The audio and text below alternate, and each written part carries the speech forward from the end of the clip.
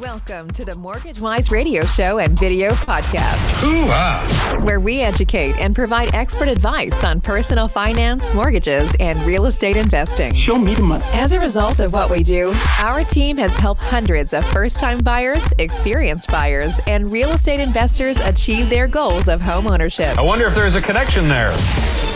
Here are your executive producers and mortgage advisors, Randy and Veronica Chambliss.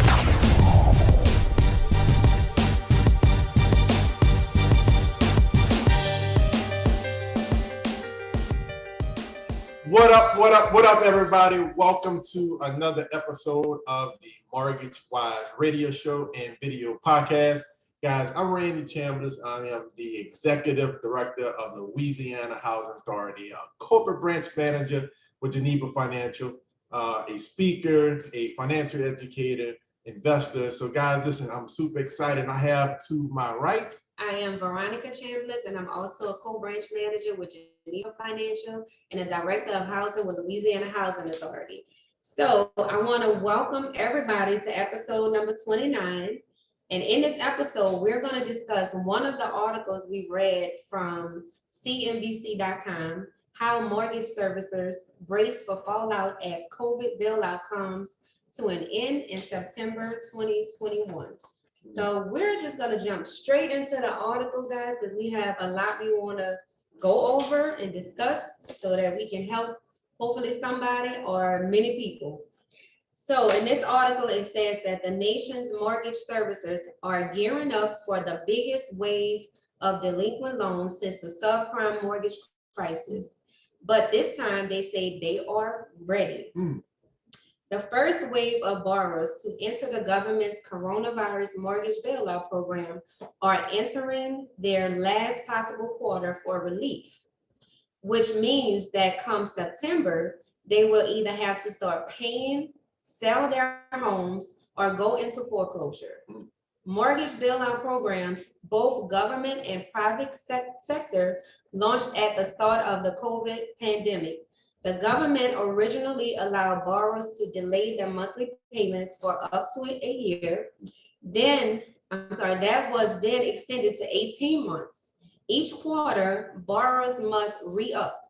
right? So it goes on to state as estimate of 7.25 million borrowers have participated in the forbearance programs at one point or another throughout the pandemic, representing 14% of all homeowners with mortgages, according to Black Knight. About 72% of all participants have since left their plans, while 28%, or just more than 2 million, remain in active forbearance. This week, and this article again was July the 2nd, right? This week and next week, a total of more than 350,000 borrowers will be reviewed for extensions or removal from forbearance, according to Black Knight. Of the 146,000 plans reviewed this week, 44,000 homeowners left forbearance, while the plans of 102,000 were extended, with roughly 2/3 of borrowers remaining in forbearance. Black Knight estimated that 570,000 plans will expire in September and the beginning of October, meaning mortgage services will be facing the daunting task of dealing with about 15,000 troubled loans per day. We all know what's coming, and we've invested as well. So I think from an industry perspective, we are, especially among the larger servicers, I think we're definitely ready, said Jay Bray, CEO of Mr. Cooper, the largest non-bank mortgage servicer in the nation. And for those that don't know, that Mr. Cooper used to go by the name of Nation Star, was like the #1 mortgage servicer that focused on millions of people in 2009, 2010, in that first crisis. So we're very curious to see what they have planned next. Absolutely. You heard come right out the CEO mouth say that they have a plan this time. They are ready, right? So they spent millions and millions of dollars on systems and technology to make this foreclosure process because they learned from the last mistake. Now, notice they changed their name from Nation Star over to what? Mr. Cooper. So there's a lot of speculation. Know the truth about the speculation was Mr. Cooper sounded more friendly, right? They had a bad reputation at one point that was in the industry. Now, with that being said, you have to know there's a big difference between a mortgage bank, right, and a mortgage broker, and also a mortgage servicer, right? The servicer are the one that service your loan, that they don't want to send you out that mortgage monthly statement, right? When you see that, that's the servicer, right? They didn't really fund that money, right? So typically, mortgage banks, they have their own cash available, their own credit lines, and they go into the community, they underwrite files, and they fund it with their own cash. Then at some point, they take that loan document and they transfer it to a long-term mortgage service that's going to service the loan for the rest of the 30-year term or whatever it is. Now the mortgage bank recoups their money back, so now they're going to go and reinvest into the community. So that mortgage servicer is the one that you're dealing with, right? Having said that, what we're going to do, we want to discuss a little bit about what can you do to avoid, stop, or even prevent foreclosure, right? Now, we did a video like this a while back, right? An educational video like this. I did one on YouTube at over 16,000 views on it. No, it was more than that. There was a ton of shares, and I think it was over 16,000. But we were literally talking about the foreclosure process. So remember, this all initially started with 12 months. It was just a 12-month forbearance period. That's all it was. But COVID-19 was still running rampantly. And so the powers that be said, listen, that's extended to 18 months, right? So they extended it. But lo and behold, guess what September 31st means, right? The end of that 18-month term. So it's a couple of things that may happen, right? Right now, you're starting to hear spikes going up with COVID-19 and in Delta variants, right? You're starting to hear different things on the news. You're starting to know different people that you know personally that's picking up the virus. And so all of a sudden, there's a fear is coming back into the market. And remember, we told you in other videos, when fear is in the market, whether it's a war going on, a pandemic, the interest rates start to drop. When fear is not there, people feeling comfortable about spending money, they're willfully spending money, they're not afraid, and the interest rates start to creep up. So you notice back in January, February, when the vaccine started to roll out very, very aggressively, people started having calm, they started to feel comfortable, and the interest rates started to creep up. But the last couple of days, interest rates been dipping because of the news that's going on, right? So our intention today is just to share some more information with you. So if you know anybody that might have taken this forbearance, right? Because believe it or not, a lot of people decided not to pay their mortgage, even though they had the funds, right? Think about that, right? I talked to a lot of people, and I'm hearing and I heard stories that, well, when I called my mortgage company to make the payment, I went online and made the payment, they say I didn't have to make it, right? So they didn't make it, even though they had the money, right? But what they didn't realize is that forbearance have to be paid back at some point. So when you have months and months and months of accumulation, like 18 months, 12 months of accumulation, it's hard to come up with all that lump sum money at one time. And that's what a lot of people face. Now, granted, the program and this law was created for those who could not pay their mortgage. And it was a beautiful thing because they lost partial of their income or lost all of their income. They had no money. So this was a beautiful plan, in my opinion, because it literally stopped the foreclosure. The banks, the mortgage service, I should say, could not move forward at a sheriff sale and take the home. So this was a beautiful thing. So it was awesome, but now it's time for us to make that pivot, right? If you're ready or not, you have to make that pivot. You have to make that adjustment, right? And so having said that, let's talk a little bit about traditional loan modification, right? Well, traditional loan mitigation, right? Mitigation means you just mitigate your loss, but the banks, they have loss mitigation departments to mitigate their loss. So let's look at that first one. So the first one is foreclosure, right? These are some options, right? We're going to give you about 8 options. The first option is to take the foreclosure, meaning that you have to, I'm going to speak from Louisiana standpoint, right? Because there's different foreclosure process. You have a judicial, and then you have non-judicial, right? So I'm going to speak on behalf of Louisiana.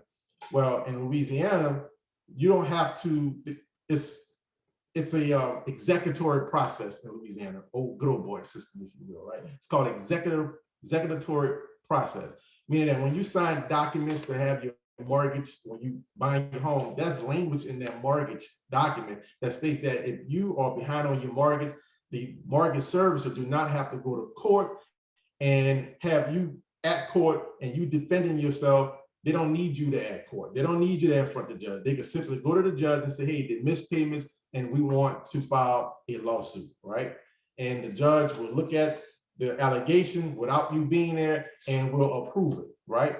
Yes, you can go there if you know about it. Yes, you can go there if you know the time and the place where it's at, but most people don't even know they can even show up, right? So oftentimes it's just the judge and the attorney on behalf of the mortgage servicer, and the judge, when that lawsuit comes, because that's what it is, it's basically a lawsuit, and the judgment is won, right? That petition is filed. And once that petition is filed, then at that point, the sheriff gets involved and the sheriff comes and serve that homeowner, right? Serve them with papers of that lawsuit, that judgment, that foreclosure process, right? Now, that's the first option. You simply could take the foreclosure. But if you take the foreclosure, just keep in mind, your credit is going to tank. It's going to tank, right? Eventually it's going to come up, but that foreclosure will stay on your credit. I think 10 years, I think it is. Yeah, 10 years for that foreclosure, right? Now, if you decide to purchase another home later on, if you decide to go with an FHA, then you have to wait at least 3 years. It's a waiting period, it's called, right? 3 years have to go by if you took that foreclosure for you to be able to qualify for a FHA loan. In regards to a conventional loan, it could be 3 to 7 years that you have to wait, depending on the actual lender. From a VA standpoint, that VA loan is a 2-year waiting period. So if you prepare for that, if you know that your credit score is going to tank, if you know it's going to be on your credit for 10 years, and you're willing to take that, then you know that's an option. But there's some other options, and here's number 2. So number 2 is reinstatement of the loan. So basically that's when you take and you pay all the back payments that's due, including the fees, like all the sheriff fees, the attorney fees, bank fees, late penalties, etc. Right? And so then you continue on with your regular payments. Now, again, to discuss credit score, your credit score will still tank, but after 12 months, then your credit score won't feel that effect, and you can start back to raising up your credit score. So some people are in that situation where, hey, they wasn't making any mortgage payments, but luckily they've been putting it on the side in a savings account, and they have all the money to reinstate the loan. Right, exactly. And Veronica brought up a good point. You know, you can actually save your credit long term. Your credit is already messed up now because you're 3 months, 4 months behind, right? That's why you would serve that paper, right? Or could be getting served that paper. So your credit scores already took that dip. But at least in 12 months, now you don't have to worry about it. The credit score is coming up. So the next one is a repayment plan, right? So the repayment plan is basically you have a conversation with the loss mitigation department, with your mortgage servicer, and you're asking them for a repayment plan. So if you're behind, $10,000 or $20,000, they simply take that back payment, all the interest and penalties, and they divide it up for months. So you might be paying a mortgage, a traditional mortgage amount every month, plus a half a payment on top of that. Or sometimes you have to double that payment, right? Sometimes they may even put it on the back end of the loan, but oftentimes they don't, right? Not in the repayment plan. So you got to think about that for a moment. Like, well, if I've been struggling to pay my mortgage, to pay my regular mortgage payment, how in the world I'm going to pay a mortgage payment in half or doubling my mortgage payment for the next 2 to 3 years, right? So that puts you in a tighter situation. We've seen that before, we see it all the time. And, down the road, you're just kind of kicking that can down the road unless you do some major adjustments in your financials. Yep.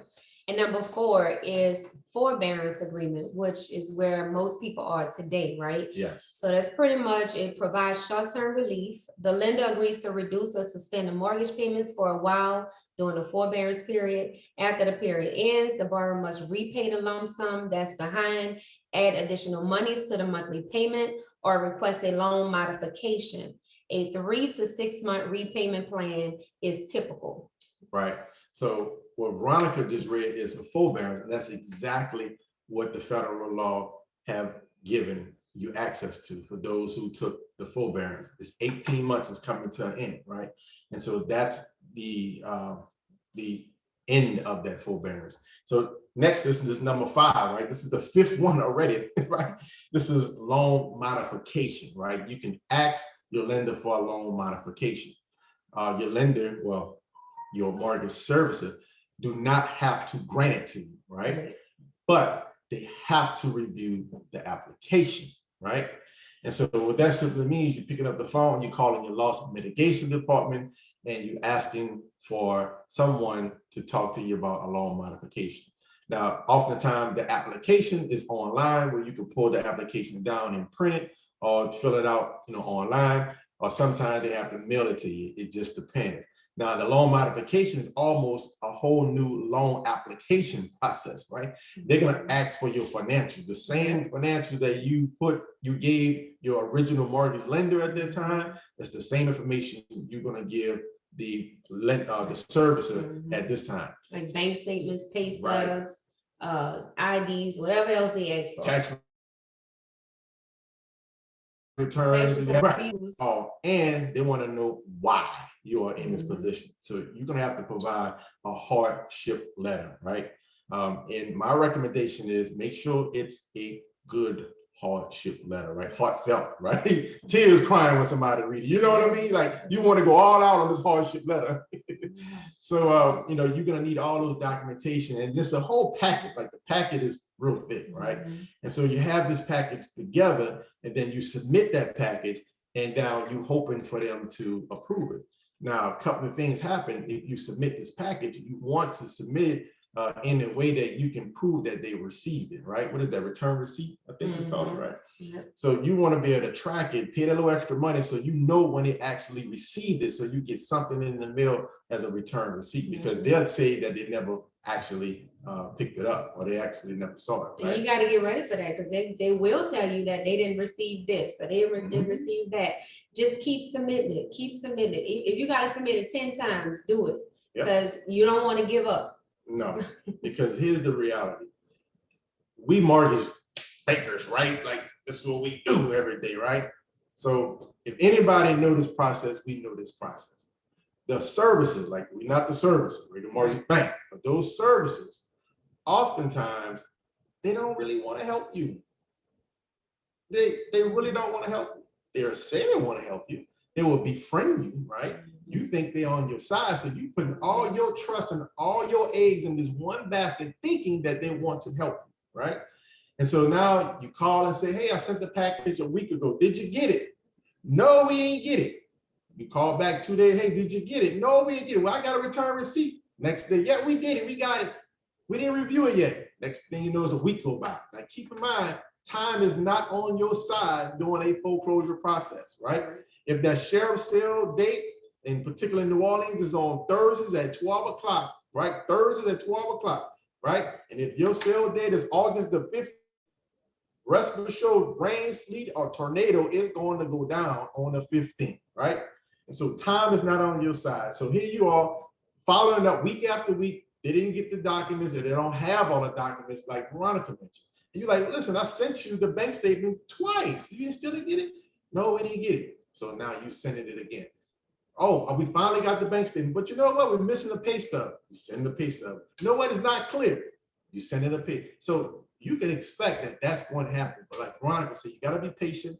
You have to have tunnel vision. You have to just know that this is going to happen to you, so you can have the proper expectations moving forward, so you can control your emotions, because it's a tough time, right? It's a tough time, right? Now, having said that, right, and I'm beating this up a little bit because I want you guys to get this, right? when you submit those documents, you can do return receipts as well with those individual documents. But I caution you, and I'm going to talk a little bit about this a little later. I caution you, don't put all your eggs and your trust in this one basket.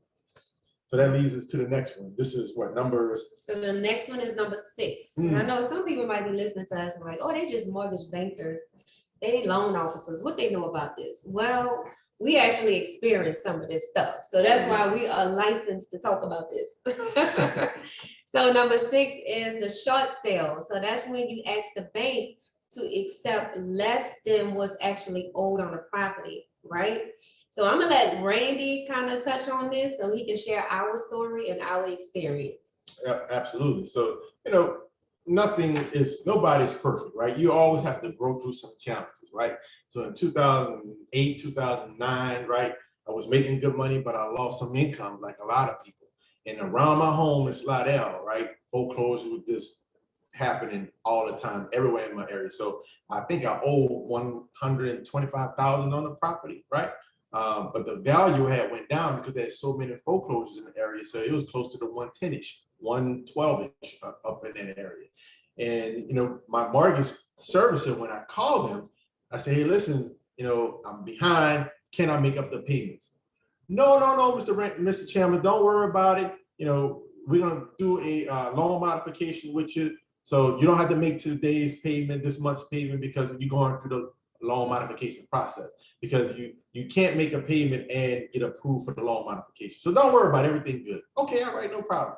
Me not knowing better, I think I was, 28, 29, I can't remember, somewhere in there. Me not knowing no better, I'm like, okay, well, I talked to the market service, they told me everything is okay. So I was going about my merry little business and called back the next month, hey, did you get everything? No, we didn't get the bank statements. I sent that to you 3 times, right? So sent that back to him, followed up with him. No, we didn't get this. We didn't get that. We don't have that. We don't see this. Okay. All right. Hey, want me to make the mortgage payment? No. You don't have to make the mortgage payment because you're in the loan modification. And at this point, if you make the payment, then we can't approve your loan modification and you're going to have to pay everything back. Okay. All right. I get it. So, me not knowing no better again, but me not wanting to stop the process because I felt comfortable. I felt confident, right? I felt that they was really trying to help me. You felt like he was hanging with Mr. Cooper. I like that. See why I let this woman listen? Right? Exactly. I felt like I was hanging with Mr. Cooper. And that's that good ooey gooey feeling that they give you, like everything is okay, right? And so long story short, I'm just going on my merry day and I heard a knock at my door. I never heard a knock like this on a door before in my life like this, right? I knew something wasn't right, like the police was knocking. Open up the door, sure was the police, it was the sheriff, right? St. Tammany sheriff, and say, Mr. Chambliss, I said, yes, sir. He said, here you go, you've been served. I said, what is this? He said, your mortgage company suing you and you're going to foreclose. I'm like, man, I just talked to my mortgage company 3-4 times. He said, everything is good. Cool. Right. Cool. Mr. Cooper said, we're good, right?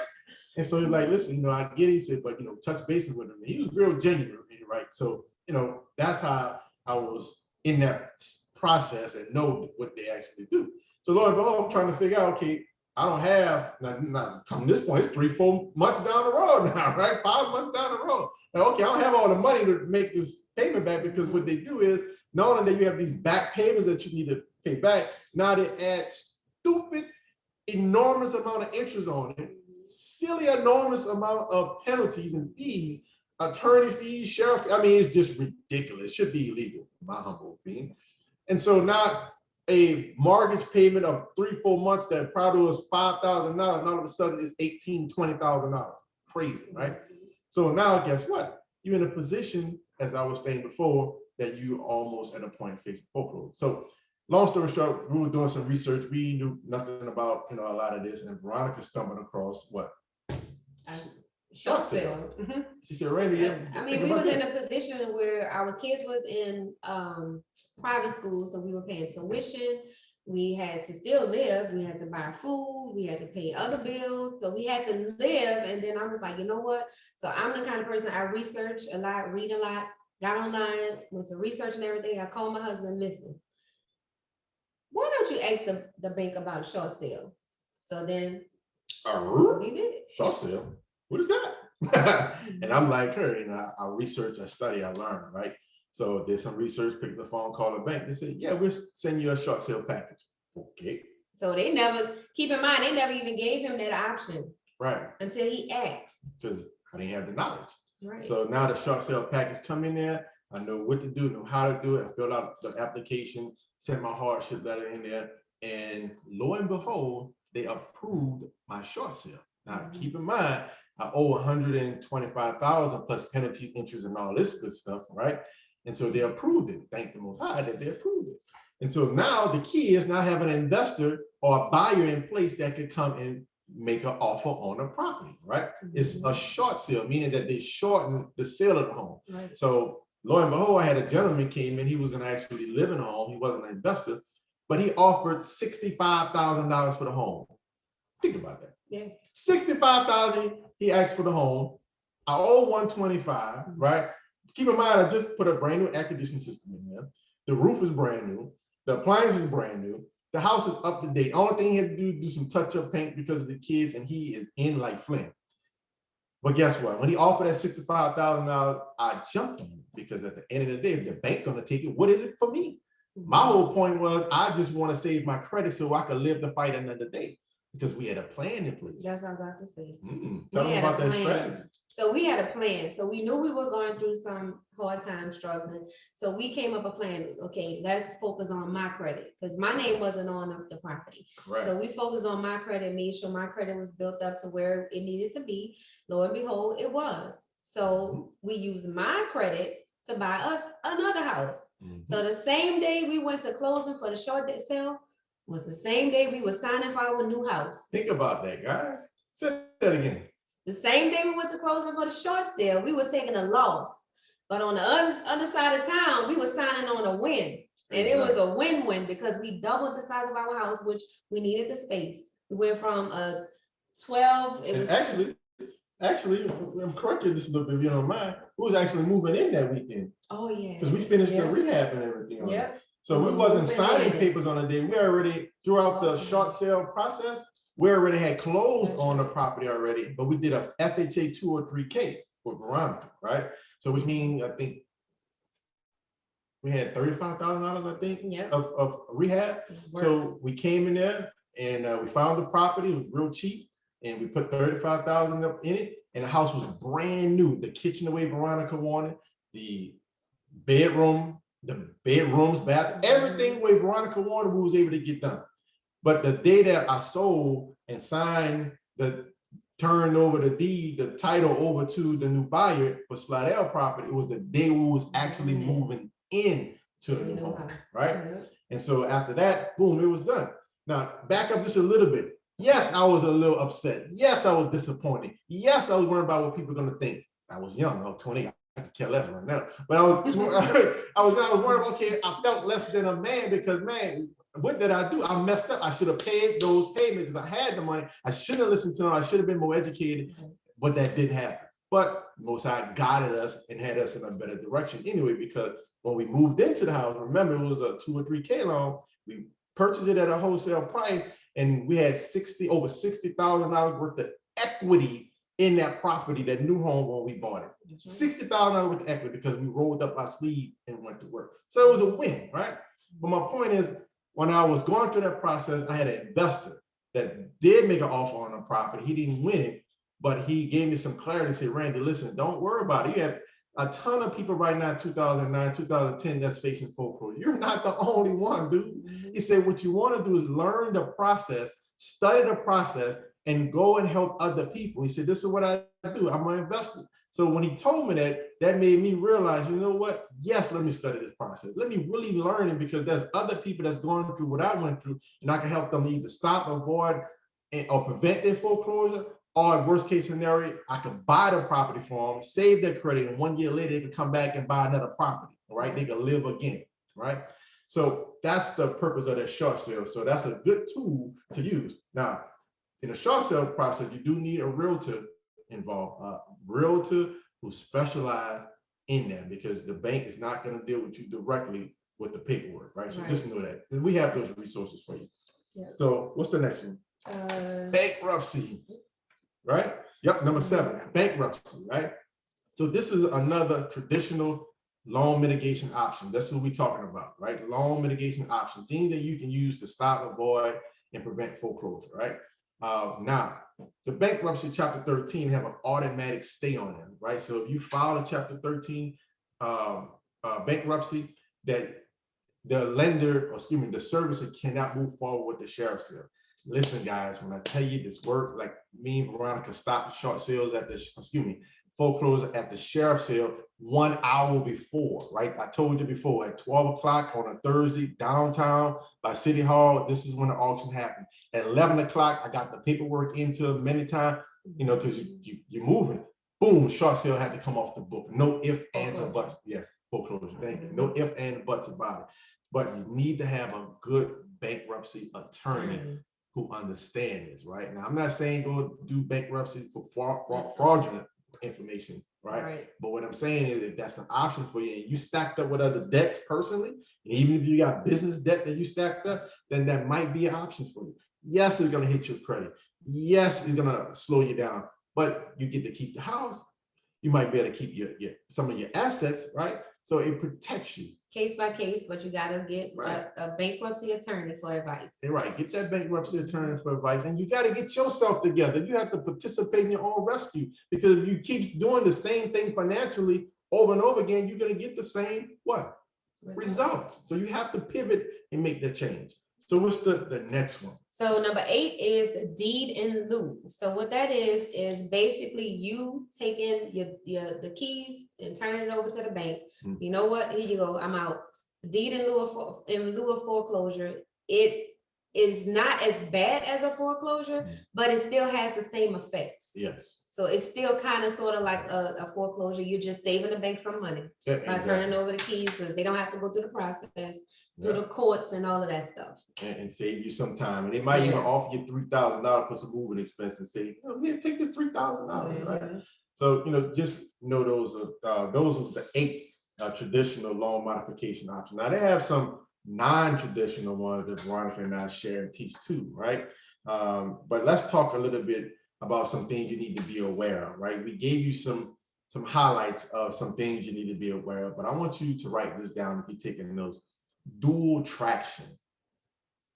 Dual traction. Look that up, do a little research. And what that simply was, this is illegal now, but prior to 2008, 2009, 2010, all in that area when we had these major crises was going on in the housing market, this was a common thing. This is what happened to me. Dual traction. What that means, Randy, imagine for a moment you have 2 train tracks that's on 2 different tracks, 2 trains, and they're both going to one destination, right?